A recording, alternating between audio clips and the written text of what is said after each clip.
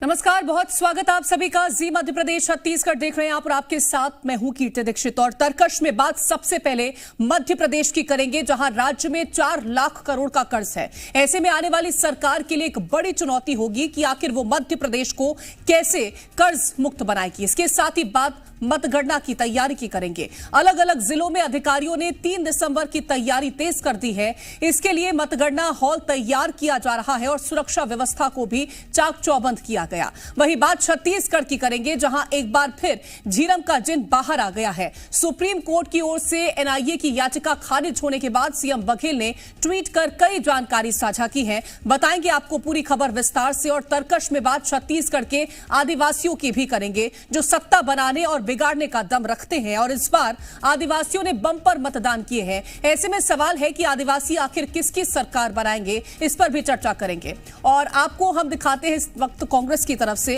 Press conference की जा रही है झीरम को लेकर। तमन्ना के नाम का जिक्र बार बार आया।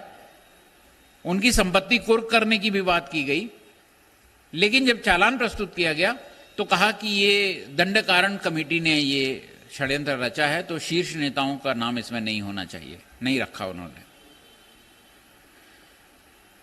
जो नक्सली संगठन को थोड़ा बहुत समझते हैं, आप पत्रकार होने के नाते समझते ही होंगे कि पॉलिट ब्यूरो से लेकर सेंट्रल कमेटी से होकर मिलिट्री एक्शन कमेटी से होते हुए जोनल कमेटी से होते हुए दंडकारण समिति जो है वो 5वें नंबर की हायरार्की में है, 5वें जगह पर है वो।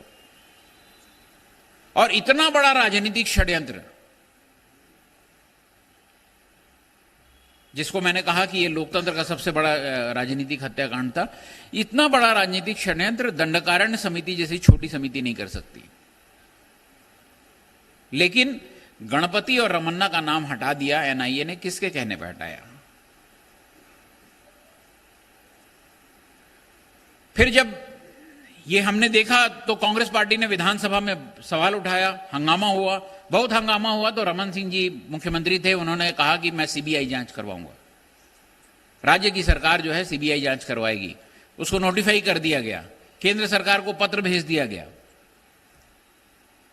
दिसंबर 2016 में भाजपा की छत्तीसगढ़ की भाजपा सरकार ने ये केंद्र को पत्र भेजा। कोई जवाब नहीं, सीबीआई जांच शुरू ही नहीं हो रही है। तो मार्च 2017 में तत्कालीन प्रदेश कांग्रेस कमेटी के जो अध्यक्ष थे भूपेश बघेल जी, उन्होंने एक पत्र लिखा रमन सिंह जी को कि वो सीबीआई जांच का क्या हुआ बता दीजिए एनआईए के, ये झीरम कांड के। उसका कोई जवाब नहीं आया। 2018 में चुनाव हो गए और चुनाव के परिणाम आते तक रमन सिंह जी इस मामले में चुप रहे कि सीबीआई जांच का क्या हुआ। जब हमारी सरकार आई, फाइलें खुली, तब जाकर मुख्यमंत्री जी को और हमारी सरकार को पता चला कि सीबीआई ने तो तभी मना कर दिया था, केंद्र सरकार ने राज्य सरकार को सूचित कर दिया था कि ये मामला सीबीआई जांच के योग्य नहीं है, एनआईए ने जांच कर ली है, वो पर्याप्त है। तो सवाल ये है कि रमन सिंह जी ने मुख्यमंत्री रहते हुए ये बात प्रदेश की जनता से क्यों छिपाई? ये उनकी नैतिक जिम्मेदारी थी। अगर छत्तीसगढ़ में इतना बड़ा हत्याकांड हुआ है, राजनीतिक हत्याकांड हुआ है, तो उनकी नैतिक जिम्मेदारी थी कि उन्होंने सीबीआई जांच की अगर घोषणा की थी और सीबीआई जांच अगर सीबीआई ने मना कर दिया तो उनकी जिम्मेदारी थी कि वो बताते प्रदेश की जनता को, पर उन्होंने नहीं बताया। क्यों नहीं बताया? ये बात आज भी, ये प्रश्न आज भी खड़ा हुआ है, ये बात आज भी पूछी जा सकती है और रमन सिंह जी को जवाब देना चाहिए कि ये बात क्यों छुपाई उन्होंने।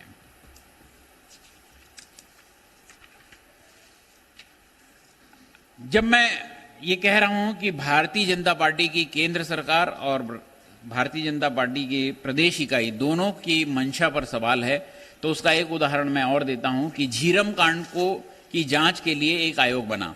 जस्टिस प्रशांत मिश्रा उसके अध्यक्ष थे। उस जांच के लिए जो दायरा बनता है,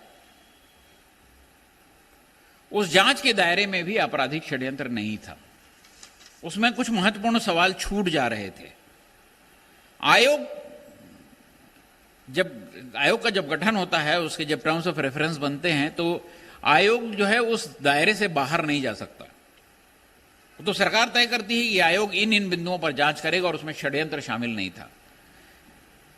जब हमारी सरकार बनी, कांग्रेस की सरकार बनी, उसके बाद हमने समझा कि इस आयोग का दायरा बढ़ाना चाहिए, तो उसमें कुछ बिंदु हमने और जोड़े और उस आयोग का कार्यकाल आगे बढ़ाया। तब तक जस्टिस प्रशांत मिश्रा उपलब्ध नहीं थे, तो किसी और की नियुक्ति होनी थी, हुई। अब दिलचस्प बात यह है कि झीरम कांड की जांच होनी है, आयोग का जांच का दायरा बढ़ाया गया है, और धर्मलाल कौशिक जो नेता प्रतिपक्ष थे उस समय, वो हाईकोर्ट जाते हैं कि ये आयोग के जांच का दायरा नहीं बढ़ाना चाहिए। अगर आपकी मंशा साफ है,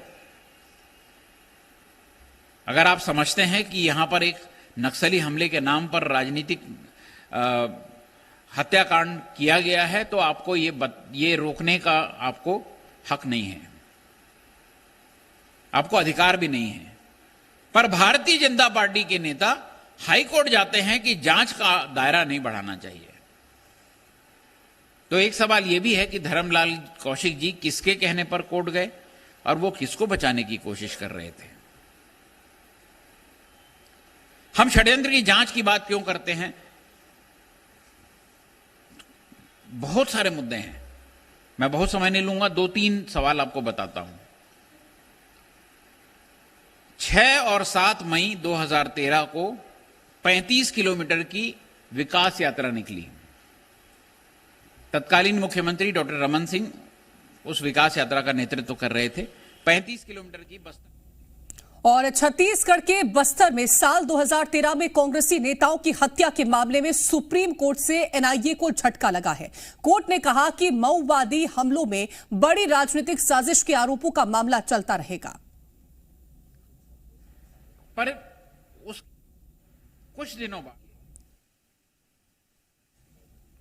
तो झीरम कांड पर माननीय सुप्रीम कोर्ट का आज का फैसला छत्तीसगढ़ के लिए न्याय का दरवाजा खोलने जैसा है। झीरम कांड दुनिया के लोकतंत्र का सबसे बड़ा राजनीतिक हत्याकांड था। इसमें हमने दिग्गज कांग्रेस नेताओं सहित 32 लोगों को खोया था। कहने को एनआईए ने इसकी जांच की, एक आयोग ने भी जांच की, लेकिन इसके पीछे के वृहत राजनीतिक षड्यंत्र की जांच किसी ने नहीं की। छत्तीसगढ़ पुलिस ने जांच शुरू की तो एनआईए ने इसे रोकने के लिए अदालत का दरवाजा खटखटाया था। आज रास्ता साफ हो गया है। अब छत्तीसगढ़ पुलिस इसकी जांच करेगी। किसने किसके साथ मिलकर क्या षड्यंत्र रचा था, अब साफ हो जाएगा। झीरम के शहीदों को एक बार फिर श्रद्धांजलि।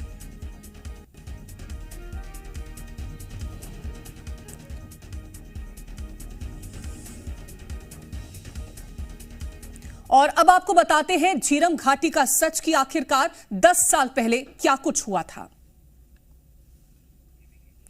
तो झीरम की एक अनसुलझी पहेली। 25 मई 2013 को बस्तर की झीरम घाटी में कांग्रेस के तमाम दिग्गज नेताओं की हत्या कर दी गई। तत्कालीन पीसीसी चीफ नंदकुमार पटेल, तत्कालीन सरकार की जांच आयोग ने पूरी जांच की और सौंपी रिपोर्ट। एनआईए ने 2019 में क्लोजर रिपोर्ट के बाद दोबारा जांच को शुरू किया था। 2019 में कांग्रेस सरकार ने एसआईटी का गठन किया और इसी के बाद कांग्रेस सरकार की एसआईटी जांच पर हाईकोर्ट की तरफ से स्टे लगा दिया गया। 10 साल में 3 जांचें हुई। और आपको बता दें कि 25 मई 2013 को बस्तर की झीरम घाटी में कांग्रेस की परिवर्तन यात्रा पर नक्सलियों ने हमला किया था। तत्कालीन पीसीसी चीफ नंदकुमार पटेल, महेंद्र कर्मा समेत 32 लोगों की हत्या कर दी गई थी।